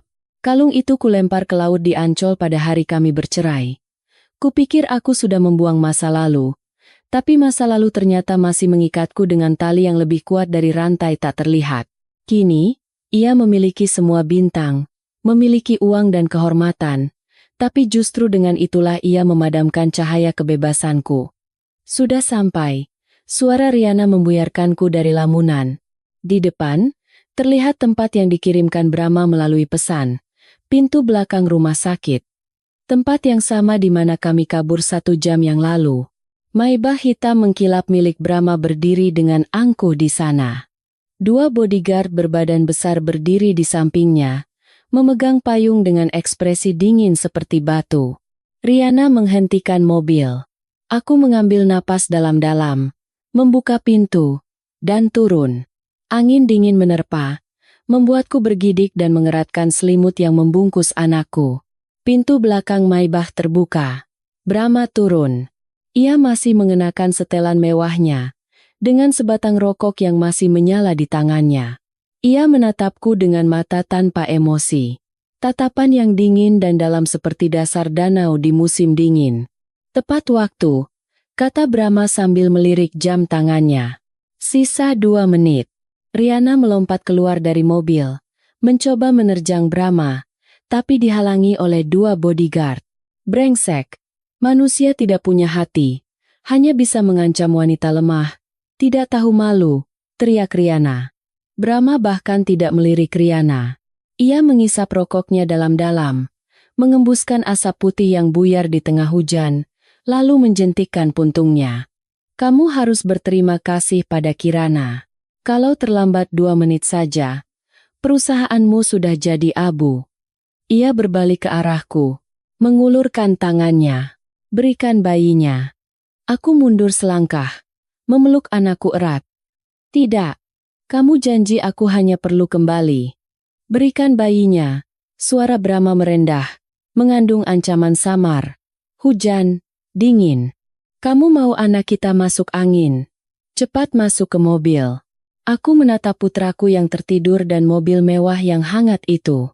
Aku tahu aku tidak bisa melawan. Dengan menggertakkan gigi, aku mendekat dan menyerahkan bayiku ke pelukannya. Brahma menerima bayi itu dengan hati-hati, melindunginya dari tetesan hujan. Ia menatap bayi itu sejenak, dan setelah memastikan anaknya baik-baik saja, ekspresinya sedikit melunak, masuk ke mobil. Kita pulang. Aku mau bicara sebentar dengan Riana. Tidak perlu. Potong Brahma dingin. Mulai sekarang, kamu tidak perlu bertemu dengannya lagi. Teman macam apa yang menghasut istri untuk meninggalkan suami dan anaknya? Kamu tidak punya hak melarangku berteman. Aku punya hak. Brahma menatap lurus ke mataku. Hak orang kuat, hak orang yang memegang kendali atas hidupmu. Masuk ke mobil. Ia mendorongku dengan ringan ke kursi belakang dan membanting pintu. Melalui jendela mobil, aku melihat Riana menangis terseduh-seduh di tengah hujan, pasrah menyaksikan aku dibawa pergi. Pemandangan itu terpatri dalam di hatiku, menjadi luka yang tidak akan pernah sembuh. Mobil meluncur mulus seperti di atas air. Di dalam mobil hangat, tercium bau kulit mewah dan aroma parfum Brahma yang samar. Tapi bagiku, ini adalah mobil tahanan yang akan membawaku ke tempat pengasingan abadi. Brahma duduk di sampingku, menggendong bayi, tanpa sepatah kata pun. Ia tidak memarahi, tidak bertanya. Keheningan itu lebih menakutkan daripada ribuan makian. Itu adalah pertanda kehidupan menyesakan yang akan segera dimulai. Mobil melaju sekitar 20 menit dan memasuki sebuah apartemen super mewah di kawasan SCBD. Tempat ini diperuntukkan bagi kalangan atas, dengan keamanan yang sangat ketat. Brahma membawaku ke lantai teratas. Penthouse seluas ratusan meter persegi itu dikelilingi kaca, menampilkan pemandangan cakrawala Jakarta yang luas. Interiornya mewah dan gemerlap. Semuanya didominasi warna abu-abu dingin kesukaan Brahma. Ini rumah baru kita, Brahma mengumumkan saat memasuki ruang tamu yang kosong. Aku berdiri di tengah ruangan, merasa diriku begitu kecil dan kesepian. Rumah? Ini bukan rumah. Ini sangkar emas. Brahma meletakkan bayi di boks kayu ek berukir indah yang sudah disiapkan di tengah ruangan. Ia berbalik, melepaskan dasinya, dan melemparkannya ke sofa. Sebut saja sesukamu. Yang penting kamu dan anak kita ada dalam jangkauan pandanganku. Sampai kapan kamu akan mengurungku di sini? Tanyaku dengan suara lelah. Seumur hidup? Atau sampai anak kita dewasa? Sampai aku yakin kamu tidak akan pernah lagi berpikir untuk kabur membawa anakku. Brahma berjalan ke bar, menuang segelas minuman keras, dan menenggaknya sekali teguk. Sadarlah akan posisimu. Di sini kamu bisa mendapatkan segalanya. Asisten rumah tangga, dokter pribadi, koki, kartu kredit, apapun yang kamu mau. Kecuali satu hal, keluar dari pintu ini tanpa izinku. Aku tersenyum getir. Pada akhirnya, aku hanya boneka di dalam etalase kacamu, ya. Kamu adalah ibu dari anakku, Brahma mengoreksi. Dan aku ingin anakku memiliki keluarga yang utuh. Meskipun keluarga yang retak, itu lebih baik daripada tidak punya ayah sama sekali. Keluarga? Aku melihat sekeliling ruangan yang dingin dan pria yang berdiri memunggungiku. Kamu menyebut ini keluarga? Tempat di mana tidak ada cinta dan rasa hormat, hanya ada paksaan dan kontrol. Kamu pikir anak kita akan bahagia di lingkungan seperti ini? Cinta? Brahma berbalik. Tatapannya gelap. Kita juga pernah punya cinta. Kirana. Tapi kamulah yang membuangnya. Kamu yang meminta cerai. Sekarang cinta apa yang kamu tuntut? Aku terdiam. Benar. Akulah yang meminta cerai. Tapi siapa yang lebih dulu membunuh cinta itu? Sudah. Jangan bertengkar lagi. Brahma melambaikan tangannya dengan lelah. Masuk dan istirahatlah. Kamarmu di sebelah kanan, kamar bayi di sebelahnya. Ibu Susi akan segera datang untuk merawat bayi. Ibu Susi, wanita itu masih bekerja untukmu? Tentu saja. Itu hanya sakit perut biasa. Dan kali ini, semua staf sudah kuganti. Aku jamin tidak akan ada lagi yang berkhianat karena disuap olehmu atau temanmu itu. Setelah mengatakan itu, ia berjalan ke ruang kerja dan menutup pintu. Aku berdiri terpaku di tempat, menatap keluar jendela kaca. Di bawah, Sungai Ciliwung tampak kelabu di tengah hujan. Airnya mengalir tak tentu arah. Aku merasa diriku sama seperti air itu, terombang-ambing tanpa tahu akan kemana. Aku melangkah ke kamarku, kamarnya luas, dilengkapi semua fasilitas, dan tempat tidurnya empuk. Tapi kemewahan ini tidak bisa mengisi kekosongan di hatiku. Aku membuka pintu kamar mandi, berniat mencuci muka, berharap air dingin bisa membuatku sedikit lebih sadar. Saat aku mengangkat kepala dan menatap cermin, aku terkejut. Di dinding kamar mandi, di tempat yang paling mudah terlihat, tergantung sebuah lukisan cat minyak kecil yang dibingkai dengan hati-hati dalam kaca untuk melindunginya dari kelembaban. Lukisan itu menggambarkan ladang bunga matahari yang cerah di bawah sinar matahari. Kelopak kuningnya terulur ke arah cahaya, penuh dengan kehidupan dan harapan. Itu adalah karya pertamaku saat kuliah. Goresan kuasnya masih canggung dan warnanya tidak merata. Aku menganggapnya gagal dan hendak membuangnya. Tapi Brahma bersikeras untuk menyimpannya. Hari itu, ia memegang lukisan itu dan tersenyum lembut. Aku suka ini. Mirip denganmu. Selalu menghadap matahari. Apapun yang terjadi, hiduplah dengan kuat dan bersinar seperti bunga ini. Kukira ia sudah lama membuang lukisan ini bersama dengan kenang-kenangan pernikahan kami yang hancur, atau mungkin menyimpannya di gudang yang berdebu. Tapi tidak, ia masih menyimpannya. Ia menggantungkannya di ruang paling pribadinya, melindunginya dengan bingkai seolah itu adalah harta karun. Tanganku gemetar saat menyentuh permukaan kaca yang dingin. Kenapa?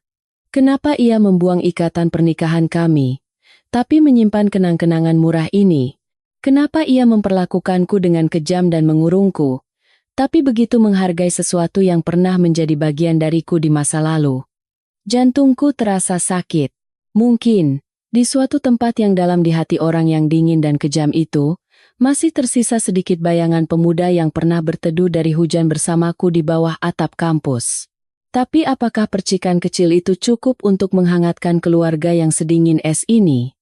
Atau ini hanyalah ironi pahit dari kenyataan yang kejam? Aku berdiri lama di depan lukisan itu tanpa kata. Air mata jatuh tanpa suara ke wastafel. Bunga matahari selalu menghadap matahari, tapi matahariku telah lama terbenam.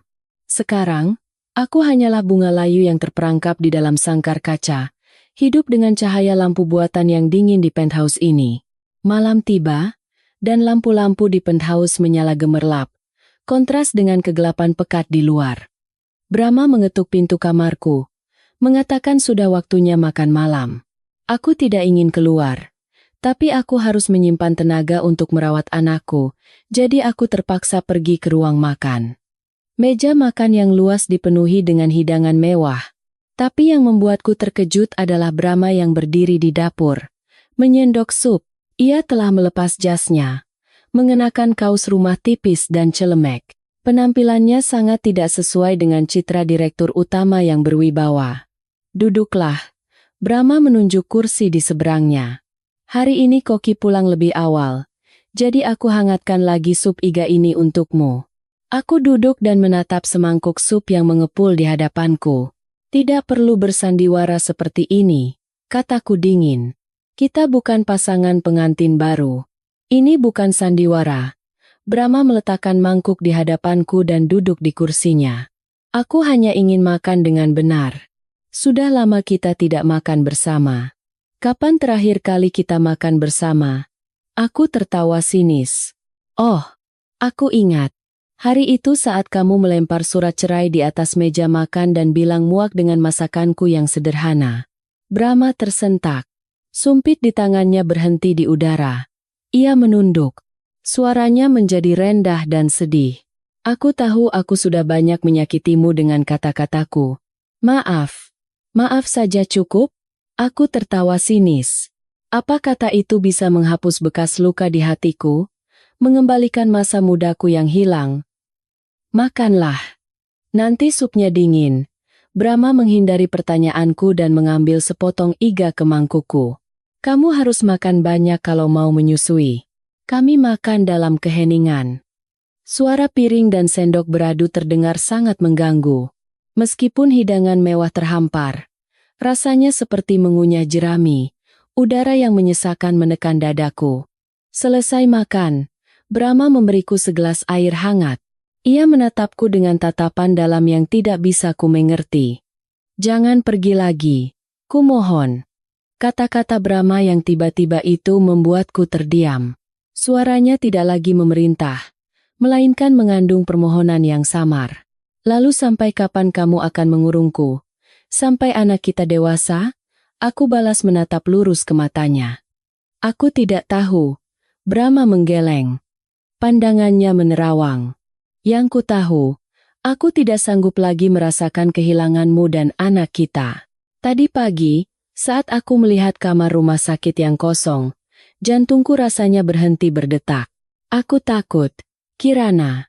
Untuk pertama kalinya dalam hidupku, aku merasa takut, aku terdiam. Ketulusan dalam kata-katanya membuatku bingung, tapi aku tidak bisa percaya. Aku takut ini hanyalah jebakan manis lainnya. Aku lelah. Aku mau masuk ke kamar. Aku berdiri, meninggalkan Brahma yang duduk sendirian di meja makan yang luas. Punggungnya yang kesepian membayang panjang di lantai yang mengkilap. Keesokan harinya, Brahma berangkat kerja pagi-pagi. Ia memerintahkan Ibu Susi dan para bodyguard untuk mengawasiku dengan ketat. Aku terkurung di apartemen, Tidak ada yang bisa kulakukan selain berada di dekat bayiku atau mondar-mandir di dalam sangkar kaca ini. Karena bosan, aku masuk ke ruang kerja Brahma untuk mencari buku. Ruang kerjanya luas, dengan ribuan buku berjejer di rak. Aku menelusuri punggung buku dan memilih sebuah novel klasik. Saat menarik buku itu keluar, aku tidak sengaja menyenggol sebuah saklar kecil di rak. Klik. Dinding kayu di sebelahnya bergeser, memperlihatkan sebuah brankas modern. Karena penasaran, aku melihat brankas itu. Kuncinya elektronik.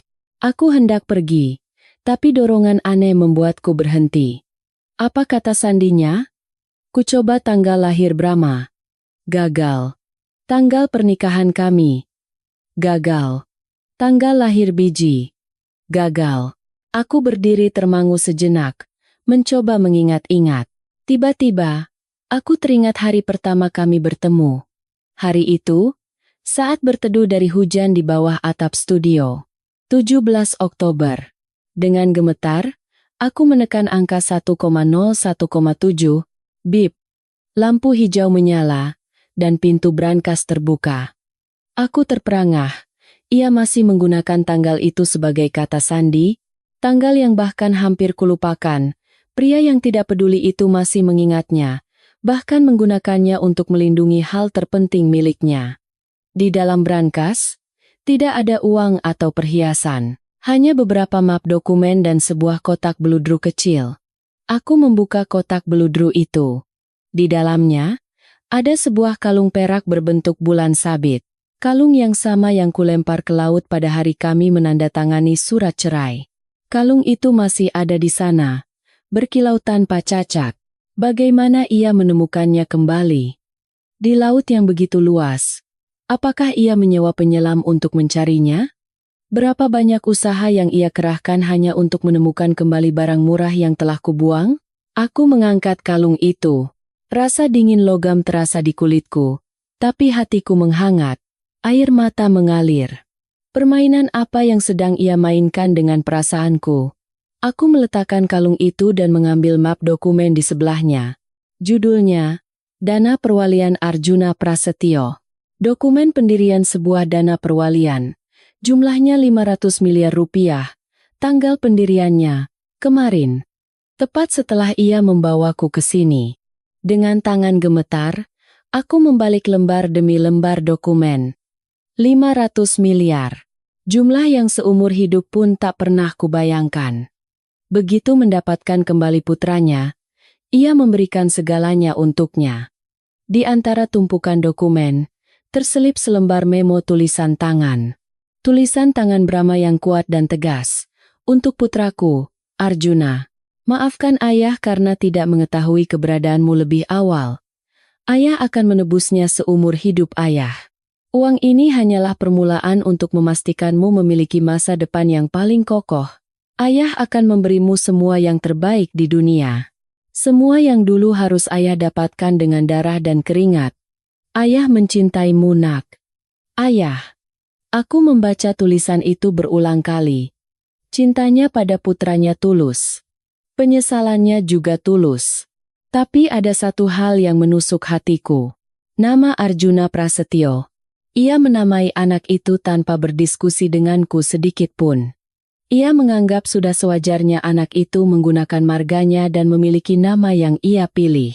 Di matanya, aku hanyalah orang yang melahirkan, sementara hak untuk memutuskan ada padanya, sang kepala keluarga dan penyedia dana. Aku merasa terasing. Sebesar apapun cintanya pada anak itu, ia tidak menghormatiku. Ia menganggap anak itu sebagai miliknya, pewaris tahtanya, dan aku hanyalah ibu pengganti yang dibayar dengan dukungan materi. Aku menutup brankas dan mengembalikan semuanya ke tempat semula. Perasaan haru tadi dengan cepat berubah menjadi rasa keterasingan yang dingin. Aku sadar bahwa jurang pemisah dalam nilai-nilai kehidupan di antara kami masih ada. Ia mengekspresikan cinta dengan uang, sementara aku menginginkan rasa hormat. Sore itu, Brahma pulang lebih awal dari biasanya. Wajahnya berseri-seri, dan di tangannya ada sebuah amplop besar berlogo laboratorium tes genetik. Kirana, kesini. Panggil Brahma keras begitu masuk. Aku sedang menidurkan bayiku. Dengan hati-hati meletakkannya di box, lalu keluar. Ada apa? Kelihatannya senang sekali. Hasil tes DNA. Brahma mengangkat amplop itu tinggi-tinggi. Matanya berbinar. 99,99% hubungan ayah dan anak.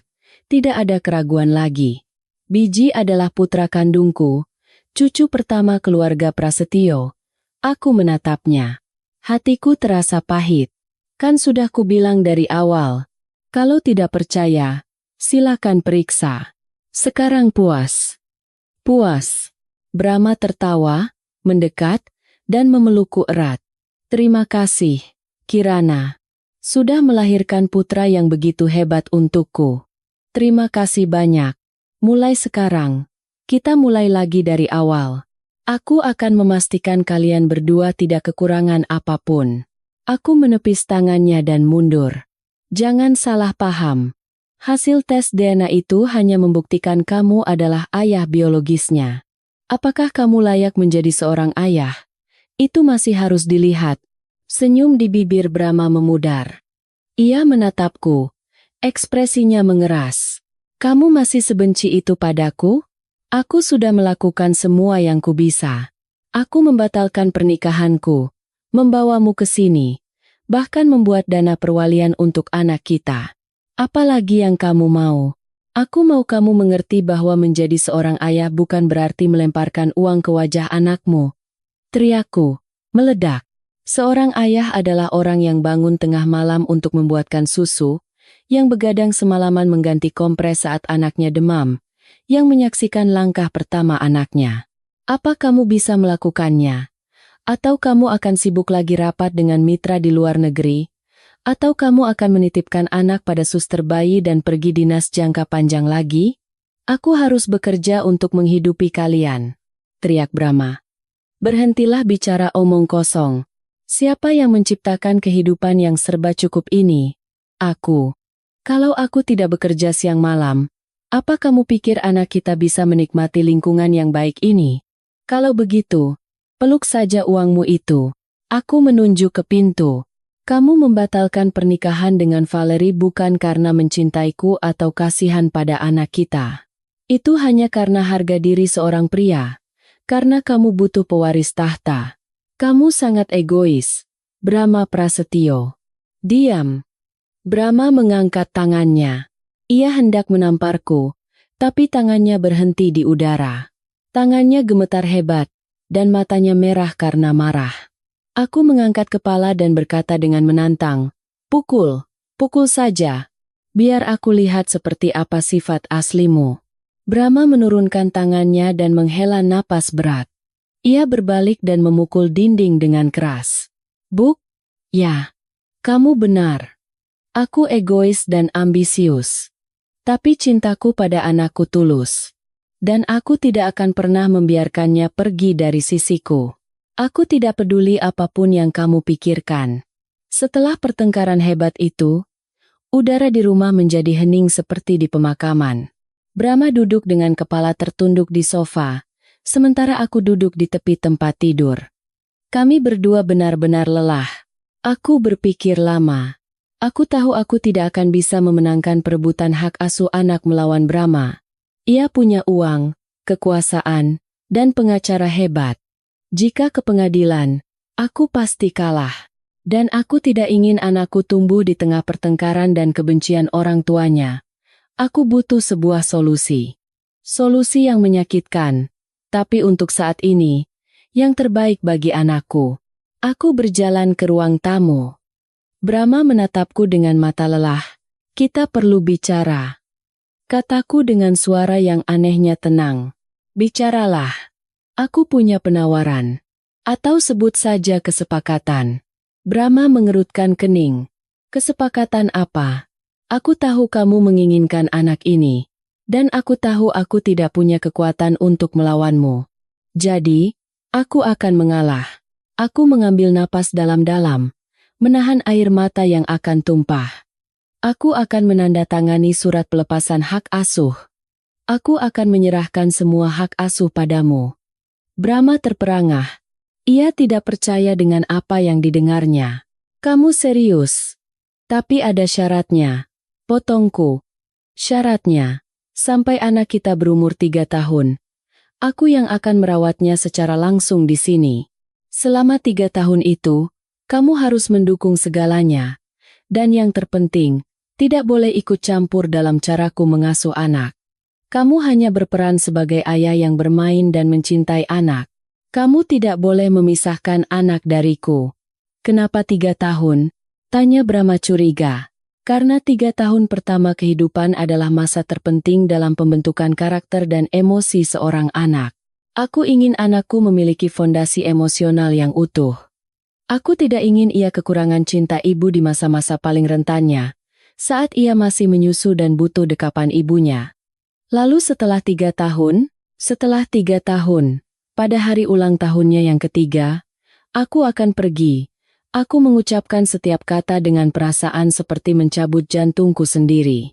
Aku akan pergi sangat jauh. Menghilang dari kehidupanmu dan kehidupan anak kita. Saat itu, anak kita sudah kuat dan bisa masuk penitipan anak. Kamu bisa merawatnya dengan lebih baik. Aku tidak akan mengganggumu lagi. Dan kamu juga tidak boleh mencariku. Brahma terdiam.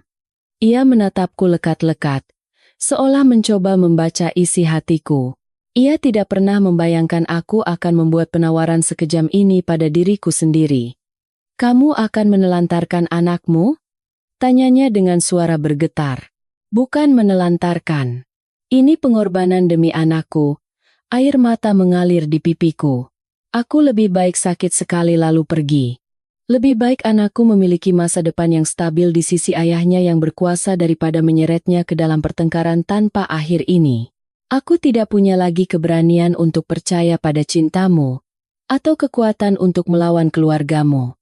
Brahma menunduk. Ia menautkan kedua tangannya dan berpikir lama. Baiklah. Akhirnya ia berkata. Suaranya serak. Aku terima kesepakatan itu. 3 tahun. Kita punya waktu 3 tahun. Brahma setuju. Kesepakatan itu diucapkan. Tapi bebannya lebih berat daripada dokumen hukum manapun. Aku berbalik menuju kamar tidur. Langkahku terasa seberat timah. Aku baru saja menjatuhkan hukuman mati pada hatiku sendiri.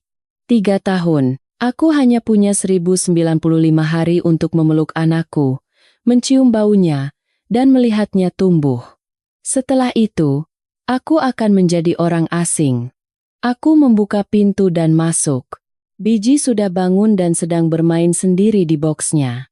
Tangan dan kakinya bergerak-gerak. Melihatku, bayi itu tersenyum lebar. Senyumnya yang polos membuat hatiku hancur. Sayang, aku mengangkat anakku dan memeluknya erat. Aku membenamkan wajahku di dadanya dan menangis terseduh-seduh. Maafkan ibu. Maafkan ibu. Tangisanku terhalang oleh dinding kedap suara. Di luar, di ruang tamu, Brahma masih duduk. Ia tidak menyalakan lampu. Kegelapan menyelimutinya. Ia menyalakan sebatang rokok. Nyala merahnya membara lalu meredup di dalam gelap. Ia menang. Ia mendapatkan putranya. Dan mendapatkan kepatuhanku selama 3 tahun ke depan. Seperti seorang pebisnis sukses. Ia mencapai semua tujuannya. Tapi kenapa hatinya terasa begitu kosong? Ia menatap pintu kamar tidur yang tertutup rapat. Dari celah pintu, cahaya redup lampu tidur menyelinap keluar. Itulah satu-satunya cahaya di rumah yang luas dan dingin ini.